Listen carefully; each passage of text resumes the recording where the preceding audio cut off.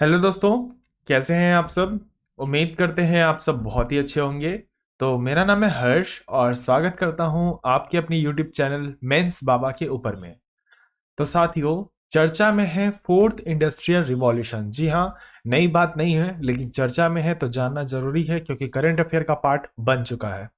इसलिए आज जानेंगे फोर्थ इंडस्ट्रियल रिवॉल्यूशन के बारे में, जो वर्ल्ड इकोनॉमिक फोरम चल रहा है दावोस के अंदर में। उसके अंदर में लगातार जो है प्रमुख बिंदुओं के ऊपर में चर्चा की जा रही है, चाहे आपका ग्रीन हाइड्रोजन हो गया या फिर हो गया फोर्थ इंडस्ट्रियल रिवॉल्यूशन। ऐसे तमाम चीजों पे साथियों चर्चा किए जा रहे हैं लगातार। और मेरा प्रयास है कि हर वो चीज़ों को कवर करना जो यूपीएससी और अन्य एग्जाम के माध्यम से इंपॉर्टेंट है। चलिए तो जानते हैं आपके साथ। एक बार सेशन को लाइक कर दें और चैनल को भी सब्सक्राइब कर दें और शेयर कर दें अपने सारे दोस्तों के साथ। फिर वह चाहे तैयारी कर रहे हो UPSC, state PCS, SSC, banking, railway इत्यादि किसी भी एग्जाम की, जहां पे करंट अफेयर वगैरह आता है, तो उनका स्वागत है।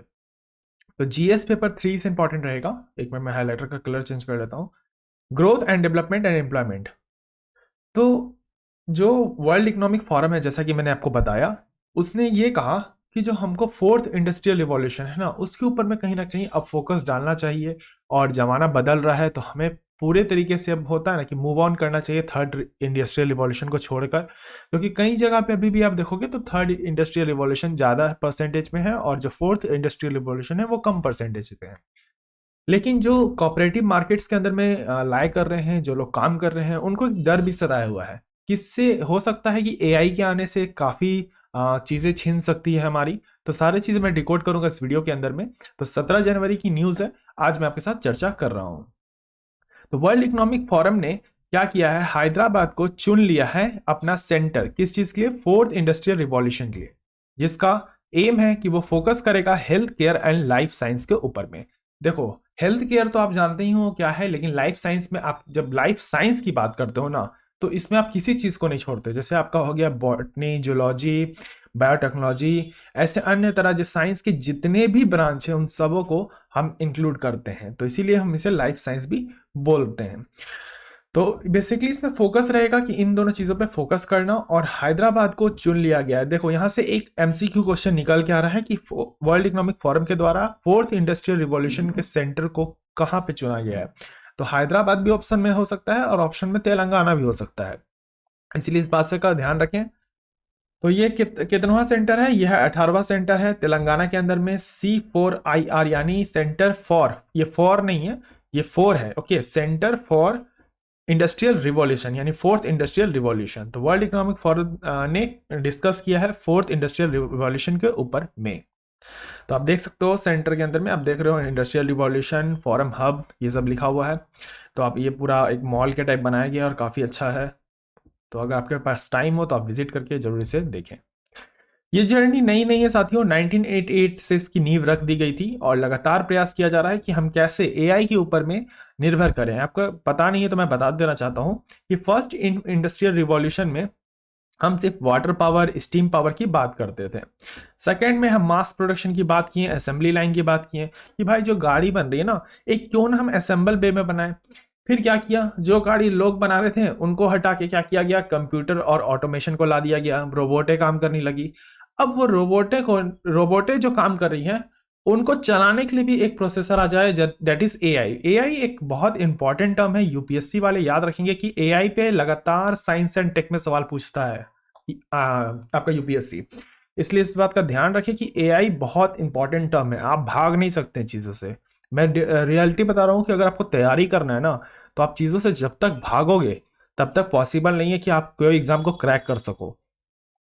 जहां आपकी वीकनेस पार्ट है ना, उसको मजबूत करने का प्रयास करें, ना कि वो चीज़ पढ़ें या कोई न्यूज़ पढ़ा रहा है तो उसको पढ़ें, कोई दिन रात आपको बता रहा है कि ये पाकिस्तान में हो रहा है, वो इंडिया में हो रहा है, ये चाइना में हो रहा है, ऐसी न्यूज़ को फॉलो ना करें। आईआर से 2 से 3 क्वेश्चन हार्डली आते हैं यूपीएससी के अंदर में, तो पैटर्न के हिसाब से पढ़ाई करें अगर अपना इंश्योरिटी चाहते हैं सिलेक्शन के अंदर में। अगर नहीं चाहते हैं तो आपकी मर्जी, जब तक टाइम काटना चाहे काट सकते हैं। तो इसीलिए यहाँ पे एआई की जब हम बात करते हैं साथियों, तो ये बात कहा गया कि एआई पे अभी हम मूव नहीं किए हैं। क्यों? क्योंकि काफ़ी डिबेट छिड़ा हुआ है। जैसा कि मैंने आपको अखबार में भी बताया कि डाउन टू अर्थ में क्यों कहा कि कॉपरेटिव टेक ओवर, फियर है उनको। उनको लगा कि कॉपरेट को लग रहा है कि वो जो एआई है हमको टेक ओवर कर लेगा। क्यों कर लेगा? क्योंकि देखिए सबसे बेसिकली ड्रॉबैक इसका ये है ना कि अगर हम एआई से यूज़ करते हैं चीज़ों को, तो कहीं ना कहीं हमको यहाँ अनएम्प्लॉयमेंट रेट बढ़ते हुए दिखेगा। बेरोजगारी तो वैसे भी काफ़ी है। और मान के चलिए हमने एआई को चुन लिया, तो हम तो एक तो रोबोट बना रहे थे, उससे ही बहुत अनएम्प्लॉयमेंट हुआ। उसके बाद अब उस मशीन को चलाने के लिए भी एक व्यक्ति चाहिए था। अब उसको भी आप हटा के बोल रहे हो कि हाँ भाई एक नेटवर्क सिस्टम बना दो जिससे एक बटन से सब कुछ ऑन हो जाए, तो क्या होगा? यहाँ पे मैन पावर और कम हो जाएगा। तो ये थ्रेट भी है। लेकिन अगर हम डेवलपमेंट की बात करते हैं फास्टर ग्रोथ की, तो ये एक तरह का अपॉर्चुनिटी भी है। तो कहीं ना कहीं ये डिबेट का मामला है। तो वर्ल्ड इकोनॉमिक फोरम के अंदर कहा गया कि इसे हमें जल्दी से जल्दी रिजॉल्व करना है। एआई का इस्तेमाल हम कैसे कर सकते हैं, लोगों को इस बात की जानकारी देनी चाहिए, इसलिए उन्होंने हैदराबाद में इसका सेंटर खोला है। आशा करता हूँ चीजें समझ में आ रही होंगी। तो फोर्थ इंडस्ट्रियल रिवॉल्यूशन की जो नींव रखी गई थी वो वर्ल्ड इकोनॉमिक फोरम के अंदर में ही 2016 के अंदर में, जो उसके चेयरपर्सन थे क्लाउस सचवाग, ऐसे करके कुछ नाम इनका, इनके द्वारा क्या रखा गया था, नींव रखा गया था फोर्थ इंडस्ट्रियल रिवॉल्यूशन का। इन्होंने कहा कि जो फोर्थ इंडस्ट्रियल रिवॉल्यूशन है ना भैया, ये आपका बात करता है आर्टिफिशियल इंटेलिजेंस का, एआई का बात करता है, मशीन लर्निंग की बात करता है, 5G टेक्नोलॉजी की बात करता है, इंटरनेट ऑफ थिंग्स की बात करता है, रोबोटिक्स की बात करता है, बायोटेक्नोलॉजी की बात करता है, क्वांटम कंप्यूटिंग की बात करता है, एंड सो ऑन। यानी अगर हम बात करते हैं कहीं ना कहीं कि मूव ऑन करने की, तो हमें मशीन को एआई से जोड़ना है। मशीन अपने स्तर पे काम कर रही है, एआई क्या है? एआई आपका कुछ नहीं है, बस इंटरनेट ऑफ थिंग्स है। हर चीजें आप एआई से कर रहे हो। घर बैठे आप क्या करते हो? अपने लैपटॉप को, अपने फोन को, अपने टैबलेट को, अपने टीवी को क्या करते हो? एक इकोसिस्टम बनाते हो जिससे कनेक्ट हो जाता है। उसी प्रकार एआई क्या करेगा? फोर्थ इंडस्ट्रियल रिवॉल्यूशन में लगातार जो है कनेक्ट करेगा एक दूसरे से सारे मशीन को, और क्या होगा, एक बार आपने यहां से कमांड दिया तो ऑटोमेटिकली काम हो गया। तो कहीं ना कहीं एक जो लेबर वहां लगा रहता था वो फाइनली रिप्लेस हो जाता है।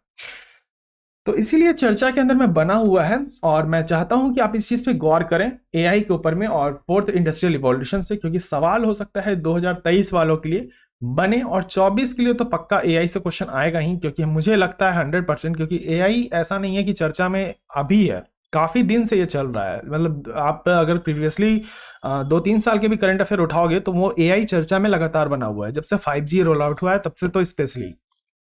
इसलिए मैंने सोचा कि आपके साथ चर्चा कर दूं। अपॉर्चुनिटी क्या है? अपॉर्चुनिटी यही है कि हम ग्लोबल में इनकम को बढ़ाएंगे, ज़्यादा से ज़्यादा जल्दी प्रोडक्शन होगा तो इनकम बढ़ेगा, हमारा लिविंग स्टैंडर्ड बढ़ेगा, क्वालिटी ऑफ प्रोडक्ट बढ़ेगा, ट्रांसपोर्ट में हेल्प करेगा, कम्युनिकेशन में, देखिए कम्युनिकेशन में तो 5G काम कर रहा है, अब ट्रांसपोर्ट में कैसे हेल्प करेगा? अगर हम बात करते हैं ड्रोन डिलीवरी की, जैसा कि आपको पता है कि मैंने इसके ऊपर भी क्लास लिया था कि जो आपका ड्रोन है उसको फ्यूचर में इस्तेमाल किया जाएगा डिलीवरी कराने के लिए, कि हाँ भाई एक सामान गया, कमांड दिया, वहां जाके पहुंचा दिया, वापस चला आया, तो फास्ट डिलीवरी मिलेगा। बहुत ट्रैफिक होता है, सामान लेट से आता है, ऑन टाइम हो सकता है।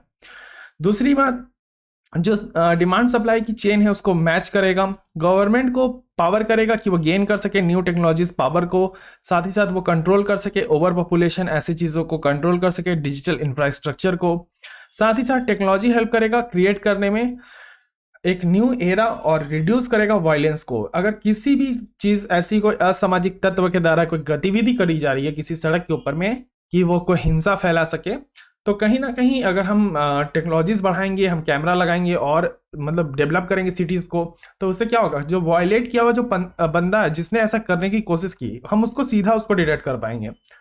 तो कहीं ना कहीं हमको यहाँ फायदा देखने को मिलता है एआई से। तो अपॉर्चुनिटी भी है, थ्रेट तो बहुत सारे हैं, जैसे अनएम्प्लॉयमेंट हो जाएगा, फिर धीरे धीरे मशीन लर्निंग बढ़ेगी तो हम मशीन पे ज़्यादा निर्भर हो जाएंगे, अपना काम कम करेंगे, मशीन से ज़्यादा काम लेंगे, तो धीरे धीरे हमारा लाइफ स्टाइल भी चेंज होगा। तो क्या उसका इफेक्ट हमारे शरीर पे भी पड़ेगा, हमारे हेल्थ पे भी पड़ेगा? क्योंकि देखिए हेल्थ, स्टार्टिंग में मैंने क्या कहा, मैंने कहा कि न्यूज़ में है कि फोकस करेगा हेल्थ केयर के ऊपर में। अब यही चीज़ें तो चर्चा में है कि हेल्थ केयर भाई जो आप फोकस कर रहे हो ये कैसे चलेगा? मुझे तो यहाँ पे ही डिबेट लग रहा है कि हेल्थ केयर तो तभी अच्छा होगा ना जब आप किसी ऐसा कोई काम करते हो जिससे आपका फिटनेस बना रहे। बट ये मेरा पर्सनल रिव्यू है कि हम जितना ज़्यादा मशीन पे निर्भर हो रहे हैं, मुझे तो ये देखने को मिल रहा है कि हेल्थ इश्यूज हमारे ज़्यादा बढ़ रहे हैं। आप देख लो, रेडिएशन से काफ़ी प्रॉब्लम हो रही है, हमारी पूरी बायोडाइवर्सिटी बर्बाद हो रही है, हमारा क्लाइमेट चेंज हो रहा है। लेकिन कहीं ना कहीं अगर ये भी आप देखोगे कि क्लाइमेट चेंज को अगर कंट्रोल करना है तो हमें भाई क्या करने होंगे, इलेक्ट्रिक व्हीकल्स बनाने होंगे। तो ये काफ़ी डिबेटेबल मुद्दा है, इस पर काफ़ी डिबेट किया जा सकता है, इस पर काफ़ी कुछ लिखा जा सकता है। तो आप भी इस पर थोड़ा रिसर्च करो ताकि आपके भी माइंडसेट इस हिसाब से डेवलप हो और कि आप बेहतर से बेहतर आंसर लिख सकें। अब मैं आपको दे रहा हूँ होमवर्क, प्लीज़ होमवर्क करना यार, क्योंकि क्या होता है ना, बच्चे जब बड़े हो जाते हैं ना तो वो होमवर्क नहीं करते हैं, वो सोचते हैं चलो सर ने बोल दिया कौन करेगा। आपको सारे चैलेंजेस लिखने हैं जाके, डेफिनेटली बता रहा हूँ, अगर ये सब चीजें नहीं कर सकते हो ना, मत दो यूपीएससी यार, बैठ जाओ घर में, कसम से बता रहा हूँ मैं, बैठ जाओ, कोई जरूरत नहीं है यूपीएससी देने का। क्योंकि अगर आप दिए हुए टास्क नहीं कर सकते ना, 2-3 टास्क नहीं कर सकते, तो आप वास्ट सिलेबस को कैसे कंप्लीट करोगे। तो चैलेंजेस जाइए देखिए, जैसे मैंने अनएम्प्लॉयमेंट बताया कि बढ़ेगा, यहाँ पे हमको हेल्थ इश्यूज भी देखने को मिल सकता है, अलग तरीके से, डायरेक्ट तो इम्पैक्ट नहीं डाल रहा है लेकिन इनडायरेक्टली डालेगा। बायोडाइवर्सिटी को खतरा होगा तो बायोडाइवर्सिटी तो हमको वापस से खतरा करेगा ना। तो चैलेंजेस निकालिए। वर्ल्ड इकोनॉमिक फोरम के बारे में थोड़ा जाकर पढ़िए, मैंने इसके ऊपर में काफ़ी बार पढ़ा रखा है, तो आप वो भी पढ़ सकते हैं, नहीं तो आप जाके गूगल वगैरह करके भी इसके बारे में जान सकते हैं। अगर वीडियो समझ में आई है तो वीडियो को लाइक, चैनल को सब्सक्राइब और बेल आइकन जरूर दबा दें, शेयर कर दें अपने सारे दोस्तों के साथ। बहुत सारे स्पेशल क्लासेस चलते रहती हैं, आईआर भी चल रहा है, जाकर देख सकते हैं। तब तक के लिए रखें अपना ध्यान, मुझे दिया गया, धन्यवाद। जय हिंद, जय भारत।